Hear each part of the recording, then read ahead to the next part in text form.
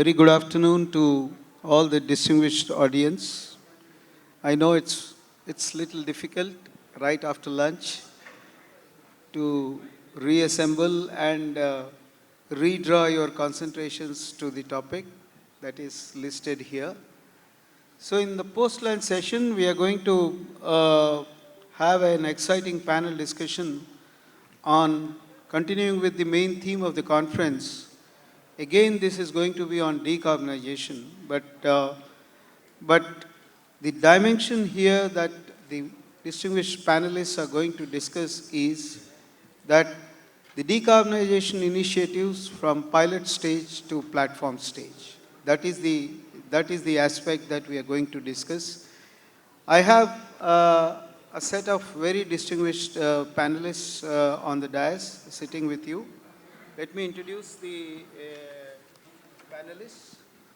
On to my left is Mr. Rajiv Agarwal, Director Technical Engineers India Limited. Next to him sitting is my colleague, my erstwhile colleague, Dr. Umesh Srivastav. He is the Executive Director in charge, Indian Oil R&D Center. And next to him is Mr. Partha Mitra from Reliance Industries Limited. And not the least is extreme left is Mr. J. Prabhu from Waterloo. So let me give my opening remark and set the context for this session, and then I'll invite each of the panelists to make their opening comments to start with. Then we'll initiate the discussion.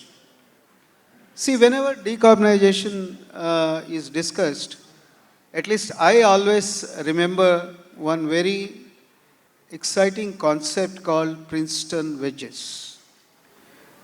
When decarbonization was catching up as a scientific subject, some 5 professors at University of Princeton, they assembled this is almost a decade back, and they brainstormed how to approach this whole subject of decarbonization.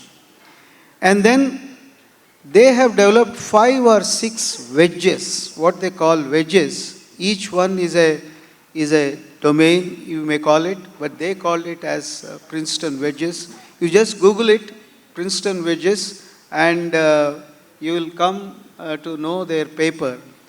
And the essence of their brainstorming session is that the whole set of enablers for decarbonization of any industry or any sector you take it, not only oil and gas sector, but any other sector, is there are 5 or 6 wedges. And they have categorized them as low-hanging fruits, and some of the other enablers need to be, they are technology intensive and they need to be strived and achieved. What are the low-hanging fruits? Low-hanging fruits are energy efficiency and energy conservation. Any sector you take, if you can conserve energy and if you can use the energy efficiently. For 35 years, I worked in Indian Oil Corporation. So energy efficiency, we know to the finest level what energy efficiency can bring to the operations. That too, I worked in the automotive lubricant sector, so I know what 1%, 0.5% energy efficiency can really, how much difference that it can make to the whole operations. We know all the numbers, and they are very staggering.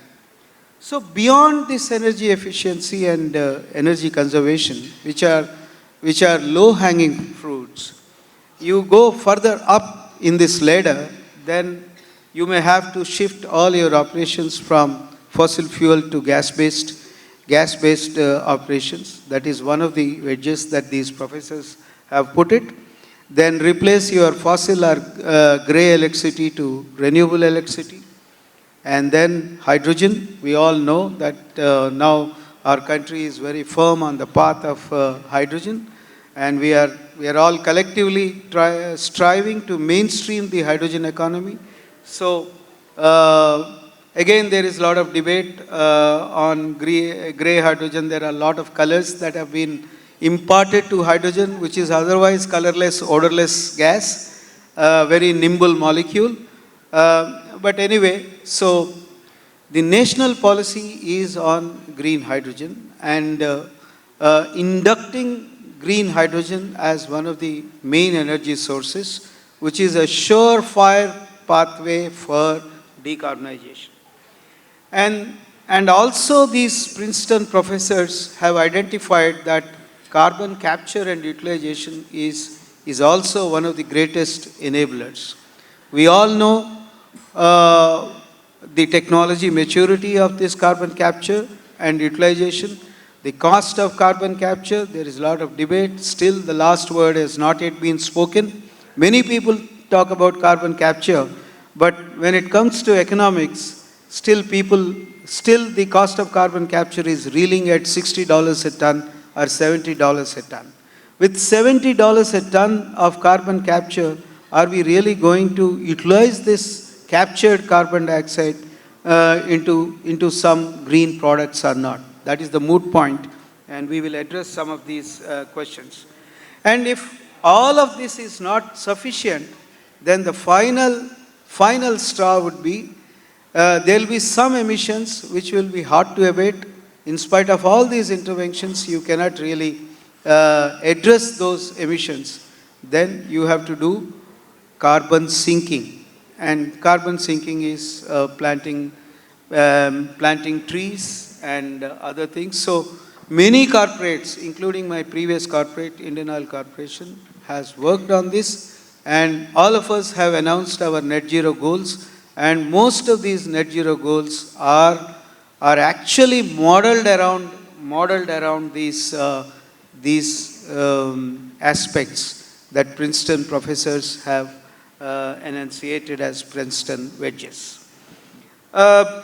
Before I end my opening comments, I would like to, I currently belong to a company called AM Green, which is pursuing biofuels and bioenergy as one of the enablers for decarbonization. And so we sincerely believe that bioenergy can be exploited. There are certain examples of converting all the lignocellulosic biomasses into value-added products and ethanol. But the economics of these current showcase projects is still not very congenial. So we sincerely believe, and we are attempting one more time, that we can make this economically viable too. The lignocellulosic biomass to ethanol route, there is so much of discussion in this country on ethanol economy. I would like to give only 3 numbers pertaining to ethanol. That is carbon intensity of ethanol. Carbon intensity of ethanol, the benchmark carbon intensity for all European regulations, for Indian regulations, is gasoline's carbon intensity. And how much one can reduce carbon intensity of any other fuel, so-called green fuel, from the benchmark gasoline carbon intensity. Gasoline carbon intensity is 94 CO2 equivalent per megajoule of energy. So from 94, how much you can reduce? The first generation ethanol, the most predominant ethanol variety that is available and based on which we are talking about ethanol blending plants of 10%, 20% and all the way up to 85%, it can reduce only 50% of the carbon intensity of gasoline. If gasoline is 94, then first generation ethanol will give you a carbon intensity of around 50 or 52. But if you can properly engineer the plants which convert lignocellulosic biomass to ethanol, then the second generation ethanol, which is coming out of those plants, their carbon intensity is mere 5. If you use and run your plant with renewable electricity, this 2G ethanol plant, then this can be carbon neutral or carbon negative. The ethanol that is going to come out of such plants with renewable energy intervention is negative. So So when we are talking about decarbonization, we should also be always cognizant of the fact that life cycle analysis, life cycle assessment of the carbon emissions need to be taken into consideration. And the entire European markets run by carbon intensity and product carbon footprint. They are all being sold, they are being valued, the premiums are attached only based on carbon intensity or product carbon footprint. So I think for all of us, those who are striving for decarbonization, there is a need for all of us to focus on whatever we do, what is the carbon intensity reduction that we are finally ending up.